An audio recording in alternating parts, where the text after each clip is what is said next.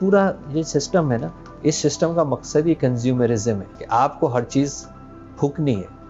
अब इसका अगला स्टेप क्या आएगा? अगला स्टेप जो पूरे वेस्ट में आ चुका है और यहाँ आएगा, वो क्या है? उधार ले लें, ग्रोसरी आप उधार ले लें, कपड़े आप उधार ले लें, आप थोड़ी-थोड़ी किस्त करके सूद के साथ दे दीजिएगा। अब आप उस चक्कर में आ गए कि यार मुझे आज चीज़ चाहिए, मैंने आज ये चीज़ ले ली है और उसको है ना वो अभी आएँगे। फिर आप देखिएगा यहाँ जगह-जगह गिरवी शॉप्स खुलेंगे, मैं आपको बता रहा हूँ ये। फिर यहाँ जगह-जगह गिरवी शॉप्स खुलेंगी, जहाँ पे आप अपनी चीज़ें लेके जाएँगे और कहेंगे यार मुझे ये ₹500 की ज़रूरत है। वो कहेगा आप अपने ₹1000 वाला चश्मा जो है ना यहाँ दे दें ₹500 का।